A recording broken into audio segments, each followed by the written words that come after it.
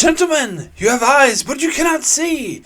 Galaxies surround us, limitless vistas, and yet the Federation would have us grub away like some ants on some somewhat larger than ant hill. But I am not in sight. I am Lord Garth, master of the universe, and I claim my domain.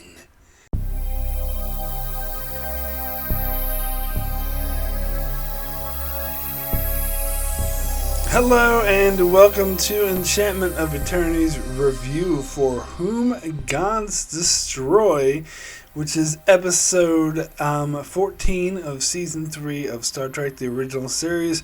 I am Lord Mark here to review this episode of Whom Gods Destroy. So, Whom Gods Destroy is the episode where Kirk and crew are visiting a sane asylum.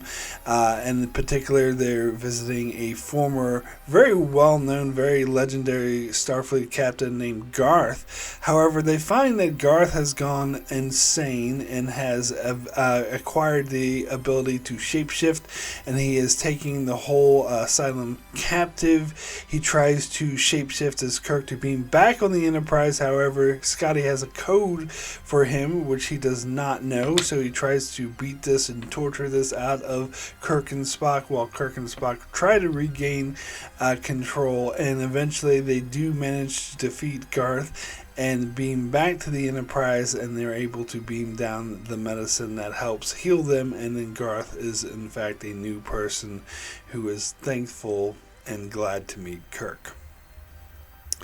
So, this, I guess one might call this a guilty pleasure of mine, because I take a lot of enjoyment out of watching this episode. This is one of my favorite episodes to watch. I've always enjoyed this episode. I always thought it was a lot of fun. But, I'm hesitant to call it a guilty pleasure because I actually think it is actually good. Guilty pleasure implies that it's a bad episode that I take enjoyment out of watching. Now, I won't deny that maybe I enjoy it more than it is good, but I think it is good. And I do think it's underrated, and a lot of people either would say this is a mediocre or poor episode, and then there's a few I've come across who outright hate this episode.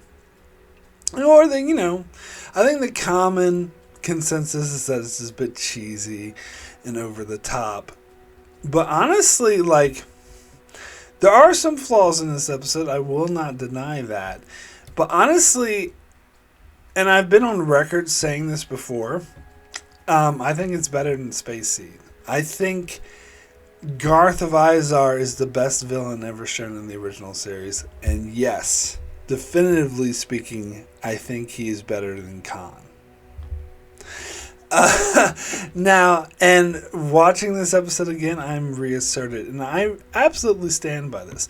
And this first sparked my interest because back in the 90s, I was in a famous TV show. I can't think I can ever say back in the 90s without starting to sing that song. But anyway, back in the 90s, I was reading this book. I think it was called Garth of Izar. It was about him anyway and about his history. And because I liked this episode so much is why I bought the book. It's a fictional B-canon book. But, and in the foreword, they had a foreword in the book where the author was speculating that had this actor not died, which sadly he died at a young age sometime in the early 70s. I think it was very shortly after this episode was made. That had he not died, that he would have been a serious consideration for the main villain for the second Star Trek movie rather than Khan. And that had me thinking, and this is the first time I have really thought about it. I was like, I actually would have preferred that because I actually think that this is a better villain than Khan. But of course, that wasn't the only consideration of the fact the actor was no longer around. Let's say, hypothetically speaking, this actor was still around.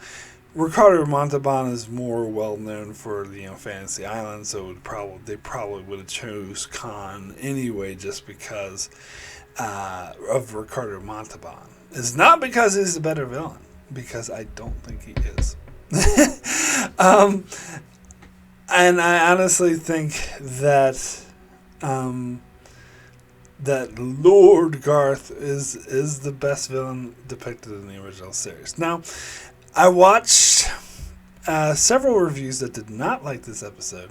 One of them was saying that that Garth was basically a Batman villain, and this episode came off as kind of like an episode of Batman. When I talk about Batman, I mean like the 60s cheesy, over-the-top Batman, and specifically, which I think this particular reviewer or critiquer was probably making that comparison in his mind because there is an actress in this episode who was on Batman, on the 60s Batman show.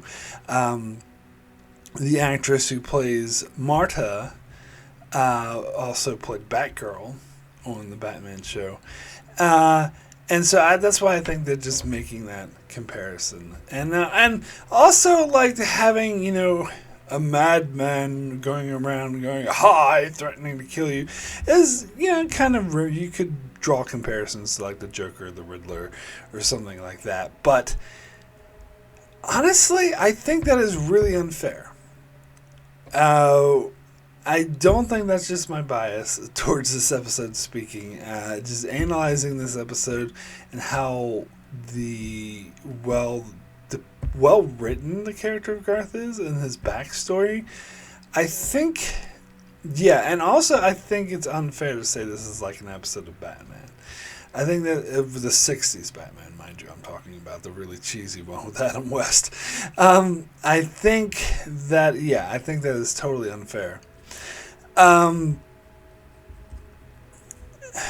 I would compare it more to Space Heat, and I would say this one's better because for me it's more interesting of a concept to have a Starfleet officer who was well revered as one of the greatest battle as a hero for Starfleet, a hero of the Federation, and a series of unfortunate events has happened to cause him to have mental illness issues, and it drives him so mad that he has these delusions of conquering the universe. Now, and I don't think that's far-fetched. Now, it may seem cliche to some, but I think it makes sense because Starfleet in itself, their MO is to make the universe better. Obviously, they don't want a dictatorship to rule the universe, but their whole point is to bring more planets in under one umbrella to usher in an era of peace. And this captain in particular was in a lot of battles and was very strategic-minded. And so there's historical content, there's a historical precedent to show those who have those battle-laden experience get delusions of grandeur. And now, if this was done in this episode, or through the backstory of this episode, through a lot of alien mumbo jumbo, which makes sense because this is taking place and there's traveling in the alien worlds and meeting different aliens, and he was nearly dead, and these aliens used their weird alienness to save him, and apparently that had an ill effect on him and drove him insane, which I think makes a lot of sense because who knows how different alien technology or alien biology would affect human beings. In fact, this was touched on earlier in this season with the episode Is There in Truth No Beauty, which through no fault of their own, like the Medusans did not intend for human beings to go insane. It's just the simple fact that of the way things were and the way they looked and the way the human biology interacted with this totally alien biology, it caused them to go insane. And I actually kind of like that because it shows aliens as aliens and not just people that look exactly like humans or who have crap on their forehead. and and so I take that also in combination with this episode, that someone who had been really infected or affected by these aliens, where they used their strange alien technology to almost reconstruct them and heal him to the point of death, that it would have ill consequences. And so it becomes more somewhat of a tragedy. And I guess this is something I'll touch on right away, is the way this episode deals with mental illness. I'm sure some may think is in bad taste. It is very cliche and typical of the way mental illness were portrayed in the 60s, as people going mad and going, oh, I will take over the world, getting into the Batman kind of thing.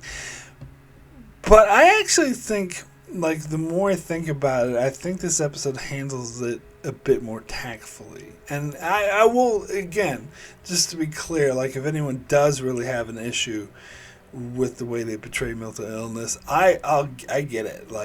I'm not going to argue that they're wrong, because I can definitely see that because it does that same cliche thing that the 60s always does, where this episode is basically about, a madman going around trying to conquer the universe and holding people captive, and that in itself could be seen as offensive, and I get that. That's totally true. But when I look at the deeper story, there's this tragedy to it, and I think the episode, and especially the other characters like Kirk, really treat these people who are afflicted with mental illness as not as the villains, not as bad people who need to be conquered or need to be defeated in order for good to prevail. They treat them as people who are afflicted, people who are sick, who need to be saved. And in particular, Kirk's reverence for Garth, which still is there, and that's how Kirk tries to break through to Garth, by saying, by trying to save him, by saying that he is, in fact, a really good person who deserves to be saved, who unfortunately has this affliction that is affecting his mental judgment, which is a very scary thing. Now, granted, some might think I'm being too fair to this episode, because granted, the way they choose to portray this mental affliction is, over the top, handy cheesiness. I am not an insect, I am a lord, which is part of why I love this episode, to be fair. And I get that. That's a fair criticism. It is, but I think that is just an effect of having a TV show take place in this, or that was made in the 60s, and it's kind of a cliche I'm willing to roll with, because I think on the flip side, even though yes, it does do that over the top cartoon villainy, there is that element that would be missing, and this is one of the main reasons why I would say it's unfair to say this is like Batman, 60s Batman. I gotta clarify that, because modern Batman's better. But cheesy Adam West Batman, I think, is unfair to compare this to that, because there is that element, because in the Adam West Batman, they're just, and other 60s cartoonish stuff like that, they're just they're just madmen, evil, look at them.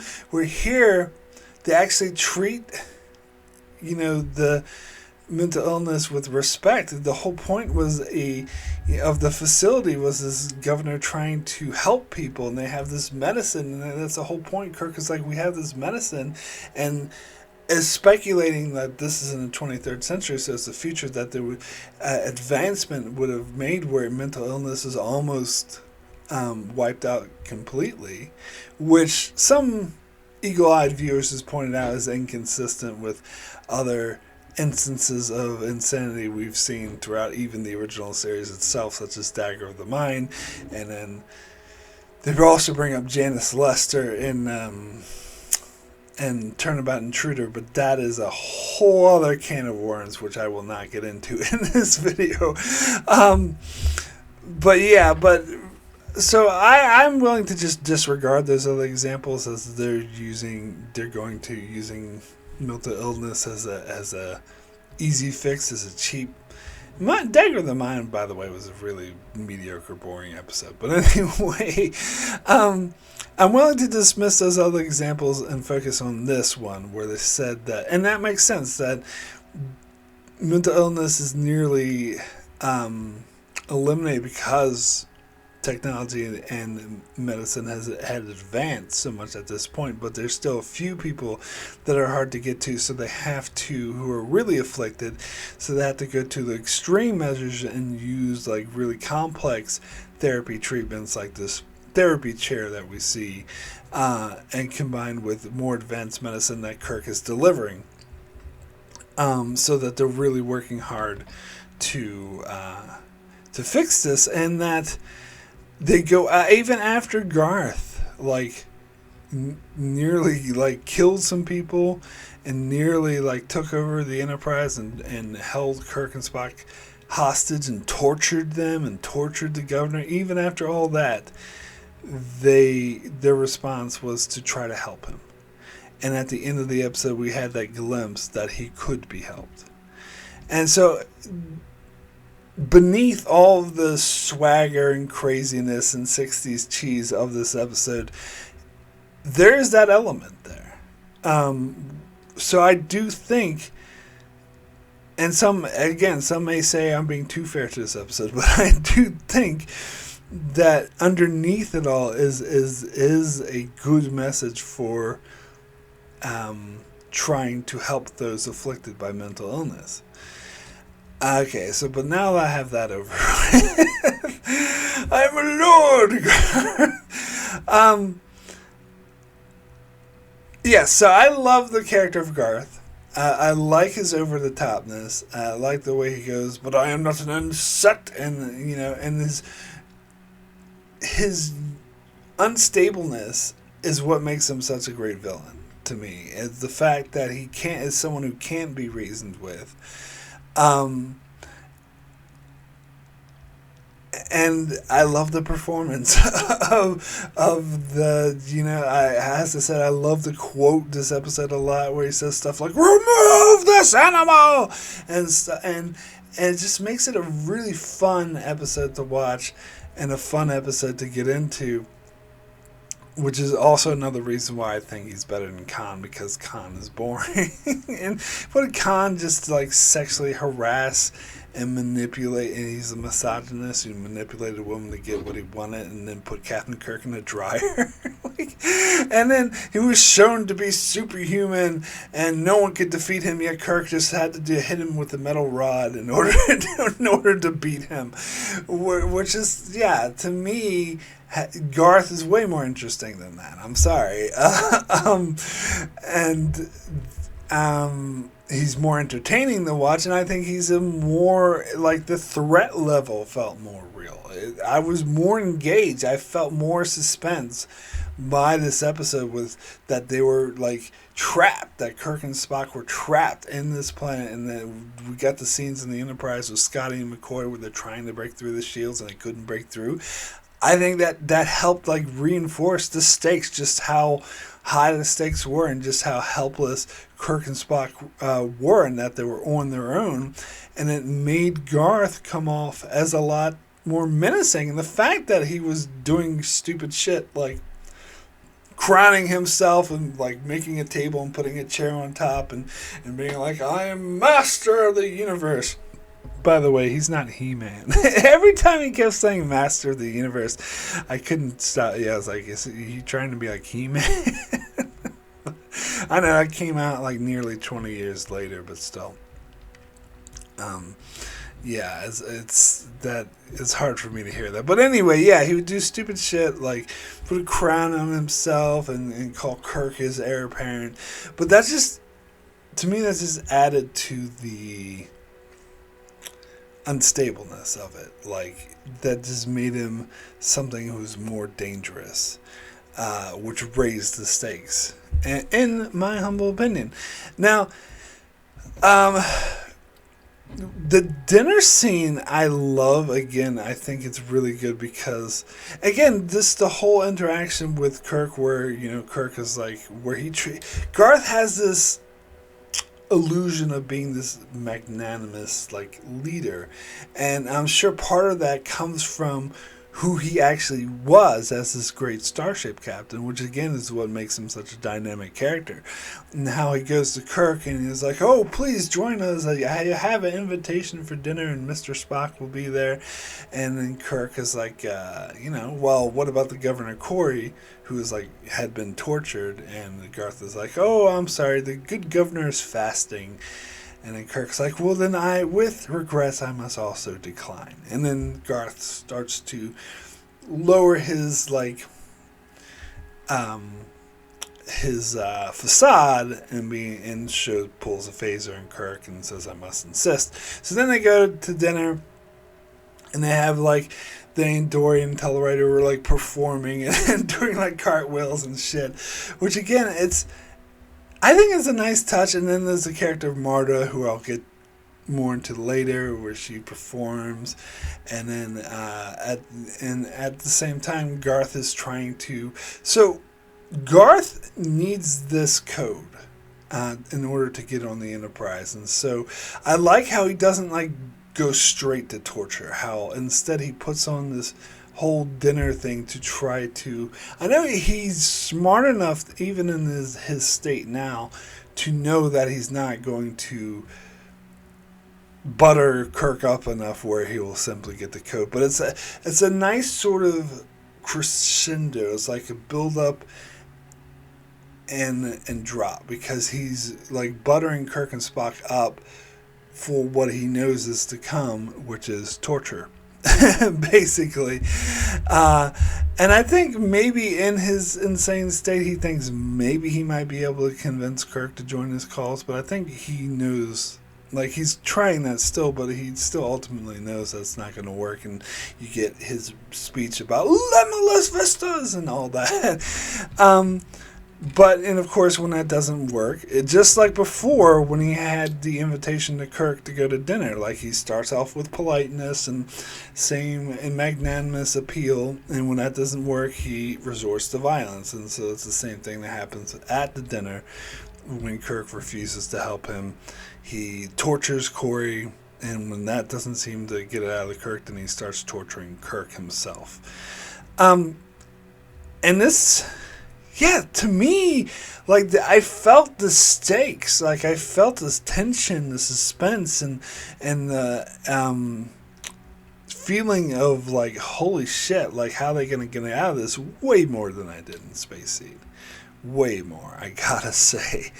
But in any event, some might question why I like Garth as a character so much, and this actor in particular, who I think did a really good job, which may seem inconsistent for those who are familiar with my reviews, because I've talked a lot about how I don't like over the top overacting and like ham acting, and I railed against it in the original series, particularly where William Shatner is concerned.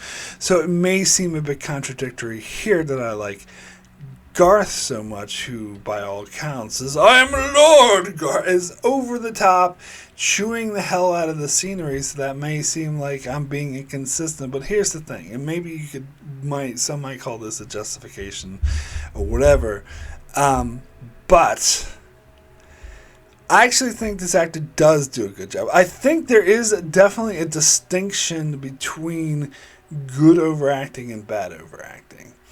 And for an outside example of this, I'll go to Avery Brooks, over on Deep Space Nine, because I had railed against Avery Brooks for his overacting.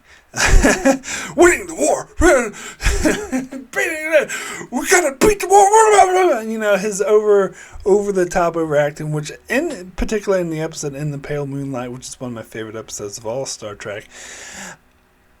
One of the things that brought that episode down a bit for me was his overacting, particularly when he was reading those personal logs. He was just like too over the top where I couldn't buy it. However, so that's an example of bad acting, because you're supposed to be a bit more reserved, a bit more subtle to sell. People are dying! Like, he would just like go over the top like that. But when Avery Brooks was meant to play like someone insane, like when he played his Mirror Universe version, or when he played a Bond villain in that one James Bond episode, he's so good because his over-the-top acting actually works in those roles, and he's really good at doing the over-the-top acting. That's more creative than he usually gets. Like, he was so good as the Mirror Universe Cisco. And there's other cases in Deep Space Nine where we see him play the sort of more insane characters where it fits. Like, his overacting is not only acceptable, but it works so well in that particular case. Whereas sometimes when he's just being plain Cisco, he needs to tone it down a bit, whereas the overacting doesn't fit as much anymore, if you know what I'm saying. So how that relates to Garth is, I think Garth, by the way, is a character who that overacting does work for, much like the Mirror Universe version of Cisco. And I think this actor does a really good job of doing that, of making it over the top and grandiose without being cheesy and nonsensical. And so a great comparison I would like to show is, I will once again harp on William Shatner, who is a bad actor. and there's one scene in particular in this episode that to me demonstrates how this actor who played Garth was so much better than Shatner. Because so when Garth was shapeshifting as Kirk and pretending to be Kirk, and he called the Enterprise and went to Scotty, and Scotty gave him the code, he didn't have the answer, and he just hung up, and then he was so frustrated that he couldn't get on the Enterprise, he started yelling and screaming and going, yeah! And so he was still in Kirk's form. So this is William Shatner putting on this performance and going, yeah! And slamming the ground, and it's so cheesy and over the top and very dumb and not a good performance. But then when he changes shape and goes back into Garth, we see the actor playing Garth going, rah, rah, rah, and it instantly goes from a bad performance to a good one. Like, to me, this is the biggest contrast, where I could definitely see how this actor who's playing Garth was actually really good compared to Shatner, who's not good, even in doing over the top. Again, which makes Avery Brooks better than Shatner, because Avery Brooks, even though his over the top performance as Cisco I hate, but when he plays roles where it fits, it's actually really good. It's really, really good. But whereas Shatner, even when he does stuff that's meant to be over the top, he doesn't do it well. In fact, the only few times, and there have been times where I praise Shatner's acting. And Sitting on the Edge Forever is one in particular where I think he did an amazing job.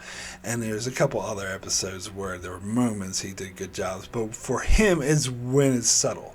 When he pulls back his performance is when he's better, opposite of Avery Brooks. So when he does this over the top, even when it's meant to be over the top and hammy, he still can't do it well. It's still terrible. Whereas the actor playing Garth does a really good, convincing job. He can pull off chewing scenery and being over the top without it coming off as cheesy and hammy the way Shatner does.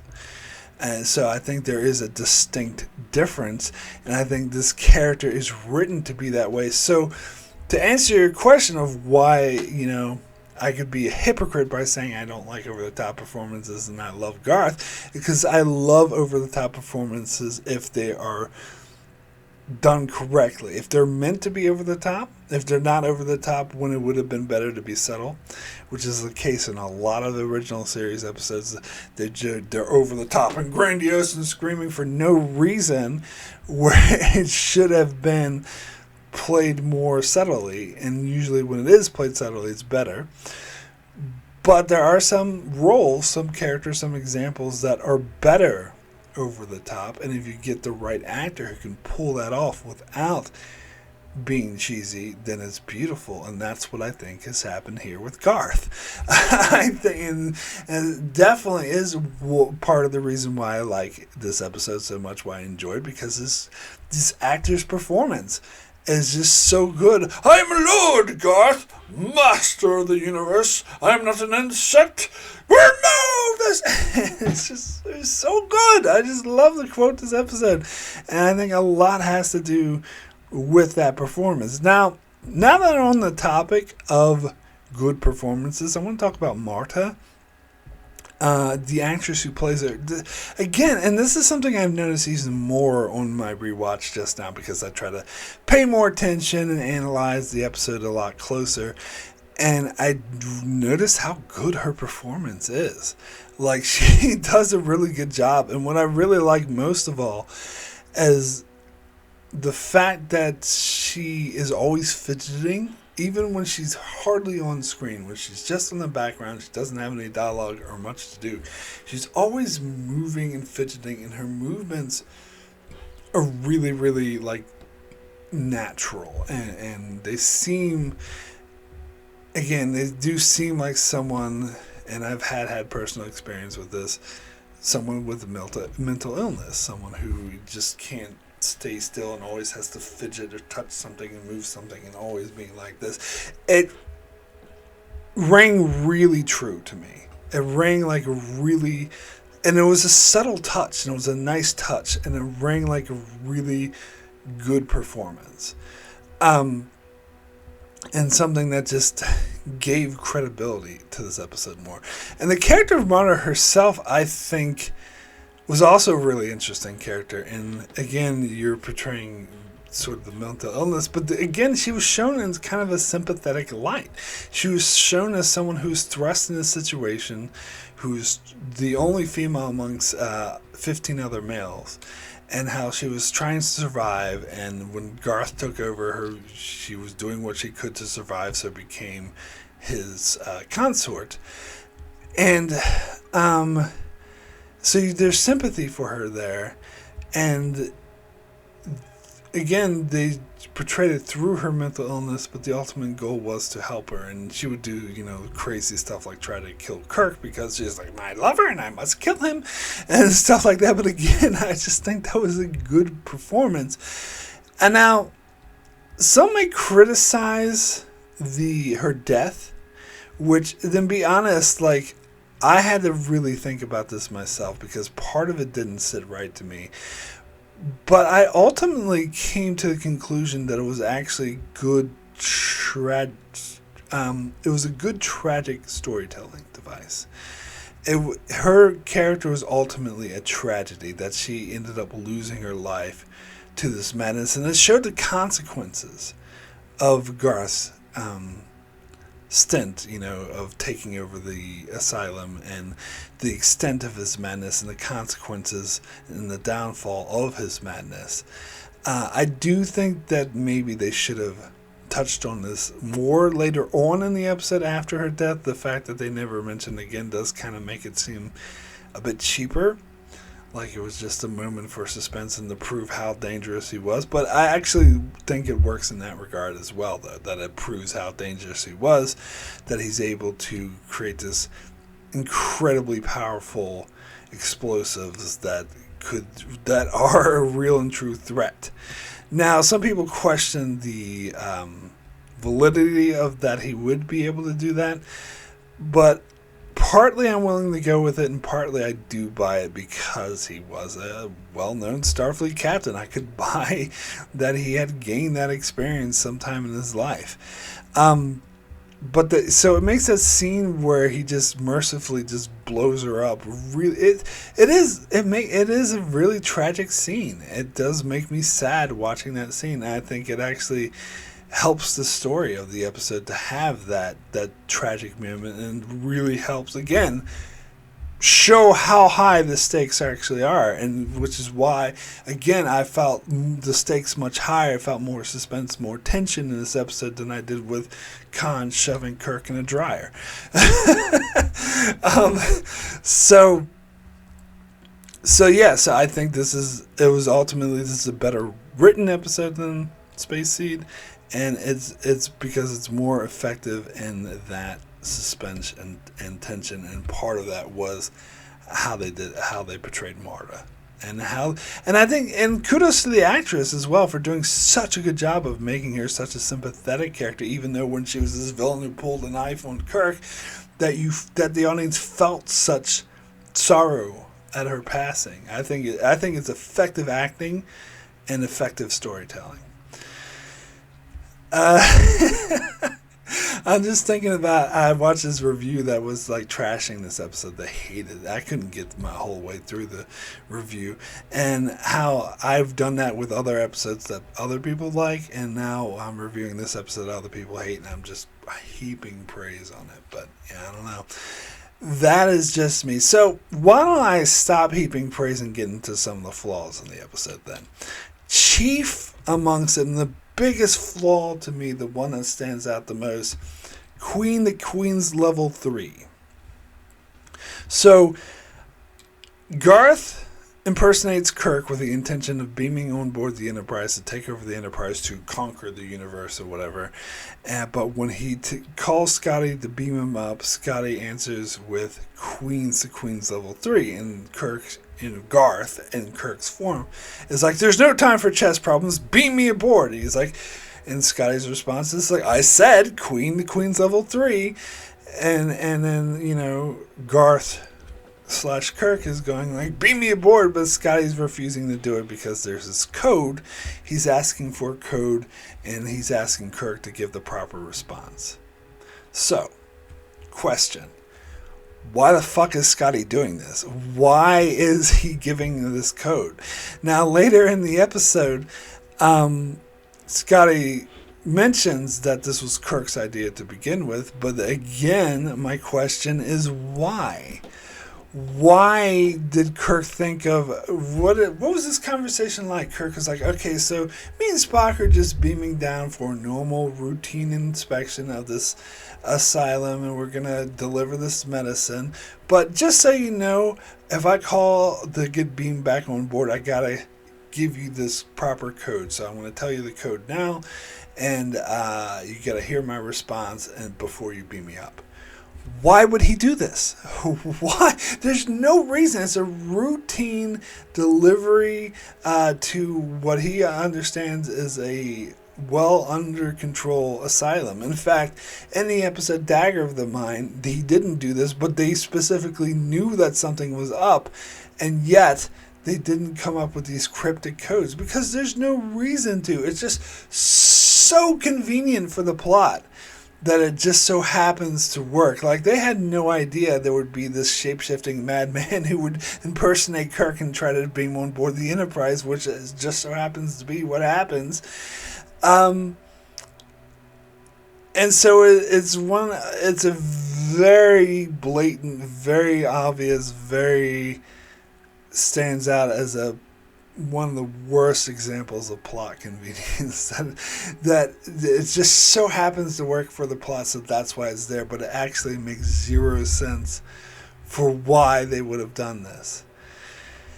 Now, also talking about flaws, Leonard Nimoy had a lot to say. He apparently wrote several memos to Fred Freiberger and a Paramount exec about this episode. He had issues with it. And honestly, I think he was being a bit pedantic.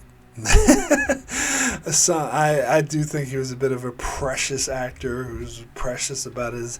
But, I mean, he did make a good point about the ending scene where Garth impersonates Kirk, and so there's two Kirks, and Spock has to decide which one is the real Kirk. And Leonard Nimoy's, one of his notes was, well, Spock would know. I don't like how this is written, how Spock gets, knocked out, and and the two of them fight.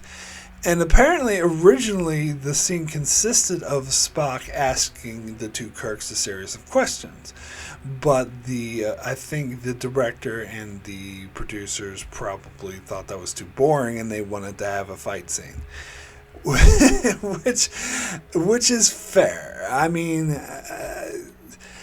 I get what Leonard Nimoy is saying, and I do agree that Spock probably would have been able to figure it out. And of course, a lot of other people have been pointing out, well, Spock should have just stunned both of them. Why not do that? Because they're still going to be alive, and as soon as they stun, and as we've seen, as soon as he stuns Garth, he reverts to his original form, and so why not just do that? But I do like how that is what the real Kirk says eventually. The real Kirk does say, hey, you have to shoot us, but shoot us both. And that is what the real Kirk would say. So even by saying that, he gives away that he is, in fact, the real Kirk. And that's how Spock figures out who the real Kirk is. So I kind of like that, actually. Even though I do think, yes, that scene was a bit clunky, and yeah, they could have done it better, but I kind of think that's nitpicking after the fact. I think the way the scene works is well enough. It's maybe a bit anticlimactic. It's not that exciting a way to end the episode, but I think it works.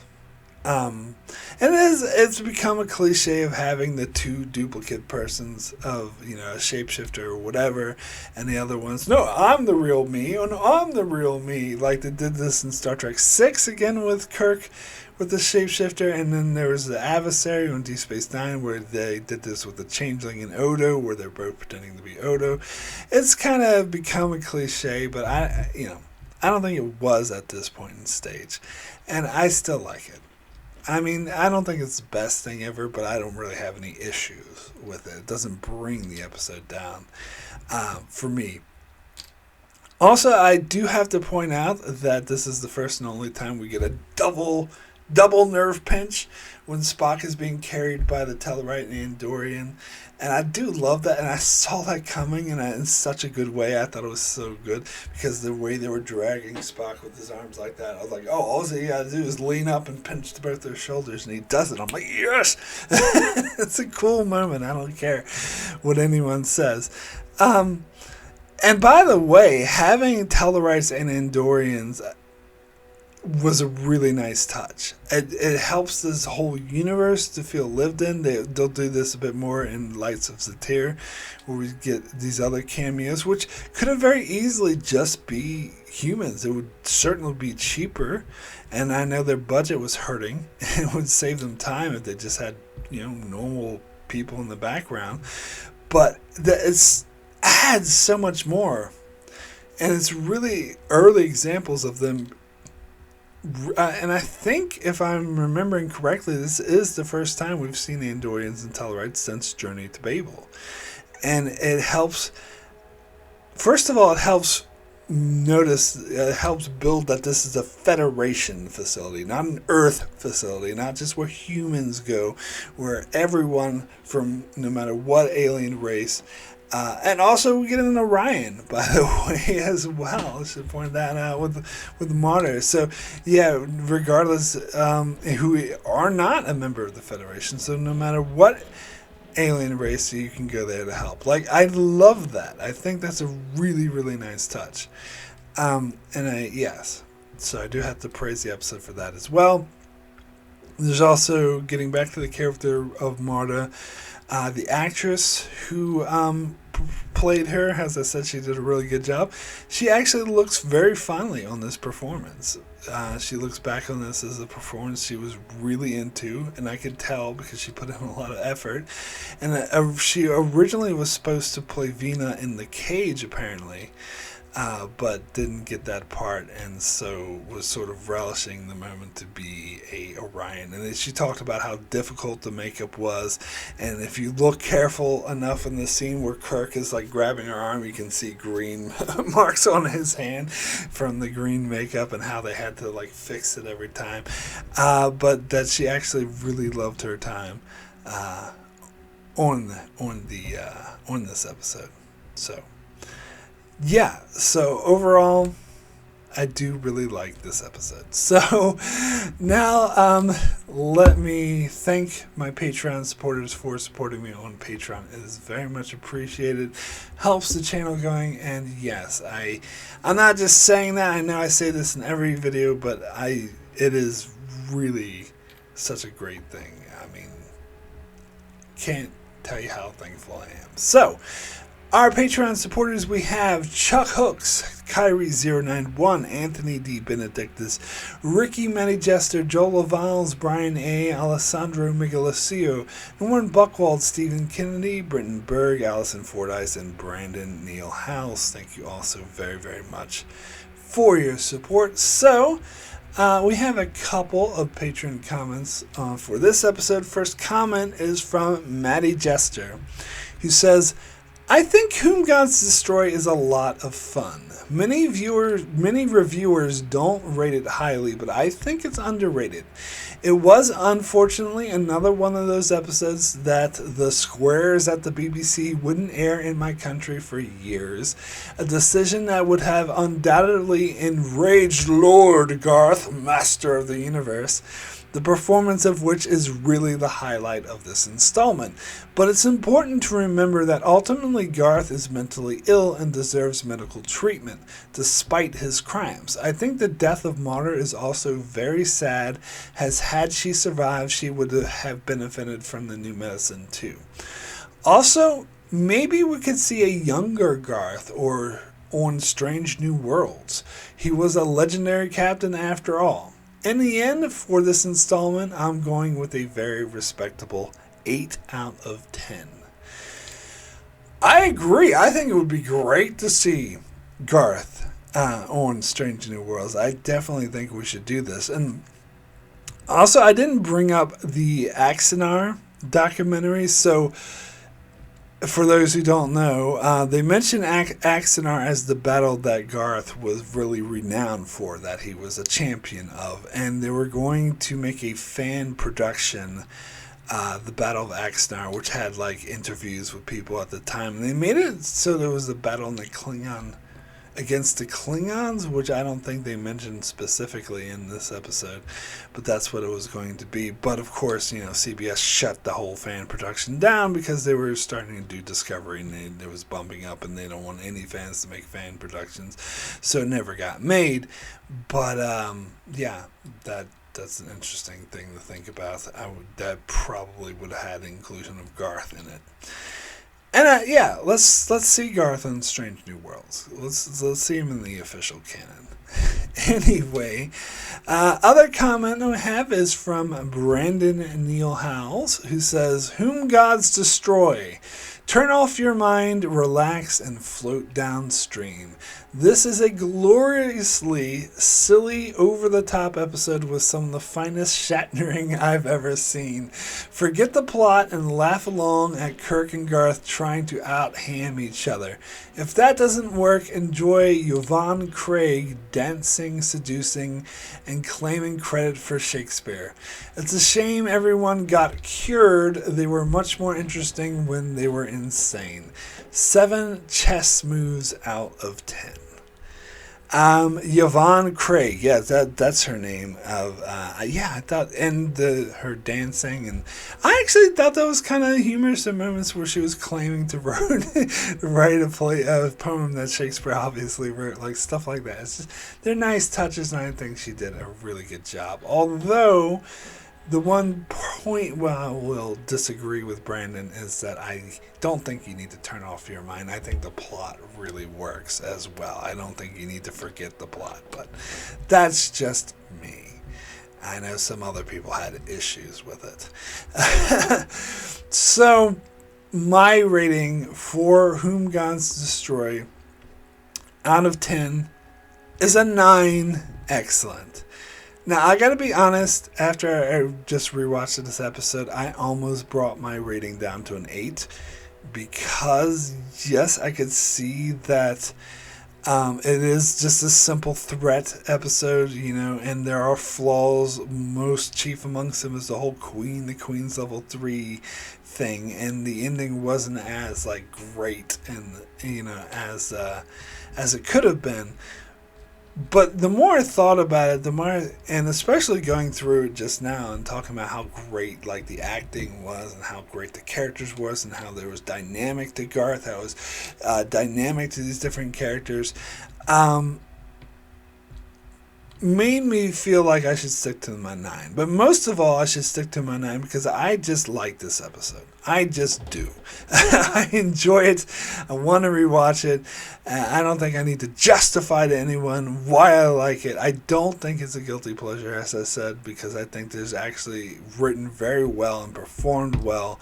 So the hell with it. I don't care what anyone else says. I am keeping this at a 9 out of 10. Excellent.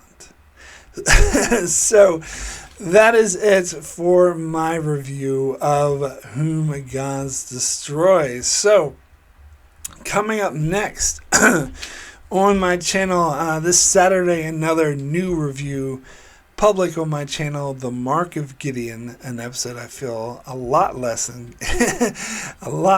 ingracious of, but I shall get to that episode then. Monday, Lights of Zatir, another new review on my channel. And Wednesday, back over on Patreon for a revisited video for my Revisited for the Cloud Minders, a video episode that I really like. So we'll be back to gush more about that episode on Patreon. And Thursdays, keeping on Patreon with another Revisited, this time for one of my least favorite episodes in the entire franchise, The Way to Eden. I will revisit my review for that terrible episode then. So yeah, that's what's coming up on my channel, so be sure to check me out for that, and as I do many more Star Trek videos and many more videos and other shows as well, so be sure to subscribe so you can keep up with all of that, and thanks a lot for watching.